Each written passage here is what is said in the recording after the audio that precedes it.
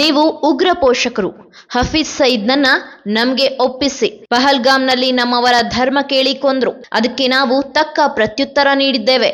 ಮುಂದೆಯೂ ನೀಡ್ತೀವಿ. ನಿಮ್ಮನ್ನ ಉಳಿಸಲ್ಲ, ಸಂಪೂರ್ಣ ನಾಶ ಮಾಡ್ತೀವಿ. ಪಾಕ್ನ ಭಯೋತ್ಪಾದಕರಿಗೆ ಖಡಕ್ ವಾರ್ನಿಂಗ್. ಇಸ್ರೇಲ್ ರಾಯಭಾರಿ ಕಚೇರಿ ಹೇಳಿದ್ದೇನು? ಭಾರತ ಹಾಗೂ ಪಾಕಿಸ್ತಾನ ಸಂಘರ್ಷದ ಸಮಯದಲ್ಲಿ ಪಾಕಿಸ್ತಾನ ಭಾರತದ ಮೇಲೆ ದಾಳಿ ಮಾಡುವ ದುಸ್ಸಾಹಸ ಮಾಡಿದ್ದು, ಇದಕ್ಕೆ ತಕ್ಕ ಪ್ರತಿಕ್ರಿಯೆ ನೀಡಲಾಗುವುದು. ನಮ್ಮ ಆಪರೇಷನ್ ಸಿಂಧೂರ್ ಇನ್ನೂ ಮುಗಿದಿಲ್ಲ, ಕೇವಲ ಅದನ್ನ ಸ್ಥಗಿತಗೊಳಿಸಿದ್ದೇವೆ ಎಂದು ಇಸ್ರೇಲ್ನ ಭಾರತೀಯ ರಾಯಭಾರಿ ಕಚೇರಿಯ ಅಧಿಕಾರಿ ಜೆಪಿ ಸಿಂಗ್ ಪಾಕಿಸ್ತಾನದ ವಿರುದ್ಧ ಕಿಡಿಕಾರಿದ್ದಾರೆ. ಭಯೋತ್ಪಾದಕರು ನಮ್ಮ ಅಮಾಯಕ ಪ್ರವಾಸಿಗರನ್ನ ಧರ್ಮ ಕೇಳಿ ಕೊಂದರು. ಈ ಕುರಿತು ಸಂದರ್ಶನವೊಂದರಲ್ಲಿ ಮಾತನಾಡಿರುವ ಅವರು, ಪಾಕಿಸ್ತಾನದ ಜೊತೆಗಿನ ಸಂಘರ್ಷಕ್ಕೆ ತಾತ್ಕಾಲಿಕವಾಗಿ ವಿರಾಮ ನೀಡಲಾಗಿದೆ, ಆದರೆ ನಾವು ಅದನ್ನ ಸಂಪೂರ್ಣವಾಗಿ ನಿಲ್ಲಿಸಿಲ್ಲ.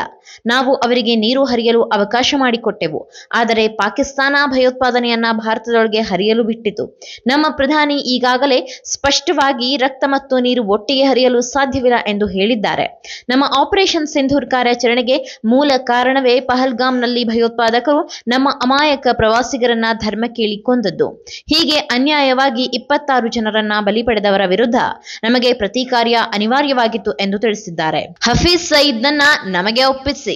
ನಮ್ಮ ಆಪರೇಷನ್ ಸಿಂಧೂರ್ ಮಹತ್ವದ ಕಾರ್ಯಾಚರಣೆಯಲ್ಲಿ ನಾವು ಕೇವಲ ಭಯೋತ್ಪಾದಕರ ಅಡಗುತಾಣಗಳ ಮೇಲಷ್ಟೇ ದಾಳಿ ಮಾಡುವ ಮೂಲಕ ನಮ್ಮ ನಿಲುವನ್ನ ಎತ್ತಿ ಹಿಡಿಯುವ ಕೆಲಸ ಮಾಡಿದ್ದೇವೆ. ಭಾರತ ಯಾವತ್ತೂ ಭಯೋತ್ಪಾದನೆಯನ್ನ ಬೆಂಬಲಿಸುವುದಿಲ್ಲ ಎಂದು ಗಟ್ಟಿಯಾದ ಸಂದೇಶವನ್ನ ರವಾನಿಸಿದ್ದೇವೆ.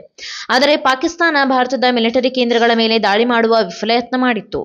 ಆದರೆ ನಮಗೆ ಬೇಕಾಗಿರುವ ಮೋಸ್ಟ್ ವಾಂಟೆಡ್ ಉಗ್ರ ಹಫೀಜ್ ಸಯೀದ್ನನ್ನ ಒಪ್ಪಿಸಿ ಅವನೊಂದಿಗೆ ಸಾಜಿದ್ ಮೀರ್, ಜಕೀರ್ ರೆಹಮಾನ್, ಲಖ್ವಿಯನ್ನ ಹಸ್ತಾಂತರ ಮಾಡುವಂತೆ ಅವರು ಪಾಕಿಸ್ತಾನಕ್ಕೆ ಆಗ್ರಹಿಸಿದ್ದಾರೆ. ಅಮೆರಿಕ ಮುಂಬೈ ದಾಳಿಯ ಮಾಸ್ಟರ್ ಮೈಂಡ್ ತಹೂರ್ ರಾಣಾನನ್ನ ಹೇಗೆ ಒಪ್ಪಿಸಿತೋ ಅದೇ ರೀತಿ ಇವರನ್ನ ನಮಗೆ ನೀಡಿ ಎಂದು ಸಿಂಗ್ ಒತ್ತಾಯಿಸಿದ್ದಾರೆ. ನಾವು ಕದನಕ್ಕೆ ವಿರಾಮವನ್ನಷ್ಟೇ ನೀಡಿದ್ದೇವೆ, ಆದರೆ ಪೂರ್ಣ ವಿರಾಮ ಹೇಳಲಿಲ್ಲ.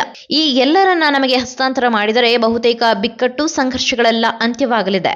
ಆಪರೇಷನ್ ಸಿಂಧೂರ್ ಕಾರ್ಯಾಚರಣೆಯ ಮೂಲಕ ಪಹಲ್ಗಾಮ್ ದಾಳಿಯಲ್ಲಿ ಮೃತಪಟ್ಟವರ ಕುಟುಂಬಗಳಿಗೆ ನ್ಯಾಯ ಒದಗಿಸಿಕೊಡುವ ಕೆಲಸವನ್ನ ಭಾರತ ಸರ್ಕಾರ ಮಾಡಿದೆ. ನಾವು ಕದನಕ್ಕೆ ವಿರಾಮವನ್ನಷ್ಟೇ ನೀಡಿದ್ದೇವೆ, ಆದರೆ ಪೂರ್ಣ ವಿರಾಮ ಹೇಳಿಲ್ಲ.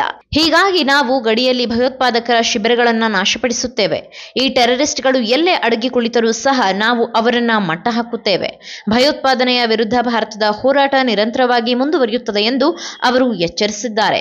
ಪಾಕಿಸ್ತಾನದ ವಾಯುನೆಲೆಗಳ ಮೇಲೆ ಭಾರತದ ಮಿಸೈಲ್ ಡ್ರೋನ್ಗಳ ದಾಳಿ ನಿಜಕ್ಕೂ ಗೇಮ್ ಚೇಂಜರ್ ಆಗಿತ್ತು. ಇದು ಪಾಕಿಸ್ತಾನದಲ್ಲಿ ಸಾಕಷ್ಟು ಭಯಭೀತಿಯನ್ನ ಹುಟ್ಟುಹಾಕಿತ್ತು.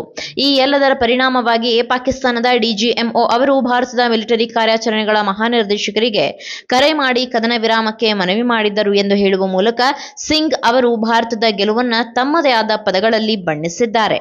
ದಾರಿ ತಪ್ಪಿಸುವ ತಂತ್ರವಾಗಿದೆ. ಉಗ್ರರು ಫ್ರೀಯಾಗಿ ಓಡಾಡ್ತಿದ್ದಾರೆ. ಭಾರತದಲ್ಲಿನ ಪ್ರಮುಖ ದಾಳಿಗಳಿಗೆ ಕಾರಣವಾಗಿರುವ ಈ ಎಲ್ಲ ಉಗ್ರರು ನಿರಾತಂಕವಾಗಿ ಓಡಾಡಿಕೊಂಡು ಇದ್ದಾರೆ. ಅವರಿಗೆ ಯಾವುದೇ ಭಯವಿಲ್ಲ. ಈಗಾಗಲೇ ನಾವು ದಾಖಲೆಗಳನ್ನ ನೀಡಿದ್ದೇವೆ. ಸಾಕಷ್ಟು ಪುರಾವೆಗಳನ್ನು ಹಂಚಿಕೊಂಡಿದ್ದರೂ ಸಹ ಅವರೆಲ್ಲ ಯಾವುದೇ ಭೀತಿ ಇಲ್ಲದೆ ಫ್ರೀಯಾಗಿ ಸುತ್ತಾಡುತ್ತಿದ್ದಾರೆ. ಇಂತಹ ಪರಿಸ್ಥಿತಿಯಲ್ಲಿ ಪಹಲ್ಗಾಮ್ ದಾಳಿಯ ಕುರಿತು ಪಾಕಿಸ್ತಾನ ಮಾತನಾಡುತ್ತಿರುವುದು ಇದು ಸಂಪೂರ್ಣವಾಗಿ ದಾರಿ ತಪ್ಪಿಸುವ ತಂತ್ರವಾಗಿದೆ. ಉಗ್ರರನ್ನೇ ಪೋಷಿಸುವ ಅವರು ತನಿಖೆಗೆ ಒತ್ತಾಯಿಸುತ್ತಿರುವುದು ನಿಜಕ್ಕೂ ಹಾಸ್ಯಾಸ್ಪದ ಎಂದು ವಾಗ್ದಾಳಿ ನಡೆಸಿದ್ದಾರೆ. ಇನ್ನು ಭಯೋತ್ಪಾದನೆಯ ವಿರುದ್ಧ ನಮ್ಮದು ಶೂನ್ಯ ಸಹಿಷ್ಣುತೆ ಇದೆ ಎಂದು ಭಾರತದ ಪ್ರಧಾನಿ ಸ್ಪಷ್ಟವಾಗಿ ಹೇಳಿದ್ದಾರೆ. ಭಯೋತ್ಪಾದನೆಯ ವಿರುದ್ಧ ಮಾತ್ರವಲ್ಲ, ಅದನ್ನ ಪೋಷಿಸುವ, ಸಹಕರಿಸುವವರ ವಿರುದ್ಧವೂ ನಮ್ಮ ಹೋರಾಟ ಮುಂದುವರಿಯಲಿದೆ. ಇದಕ್ಕಾಗಿ ಭಾರತ ಮತ್ತು ಇಸ್ರೇಲ್ ಒಕ್ಕೂಟ ರಚನೆಯಾಗಬೇಕು, ಇತರ ದೇಶಗಳು ಇದರ ಭಾಗವಾಗಬೇಕು ಎಂದು ಜೆಪಿ ಸಿಂಗ್ ಪ್ರತಿಪಾದಿಸಿದ್ದಾರೆ. ಈ ಮಾಹಿತಿ ನಿಮಗೆ ಇಷ್ಟವಾಗಿದ್ದಲ್ಲಿ ಈ ಬಗ್ಗೆ ಕಮೆಂಟ್ ಮಾಡಿ, ವಿಡಿಯೋನ ಲೈಕ್ ಮಾಡಿ, ಶೇರ್ ಮಾಡಿ. ನಮ್ಮ ಚಾನೆಲ್ನ ಸಬ್ಸ್ಕ್ರೈಬ್ ಮಾಡದಿದ್ದಲ್ಲಿ ಬೇಗ ಸಬ್ಸ್ಕ್ರೈಬ್ ಮಾಡಿ. ಧನ್ಯವಾದ.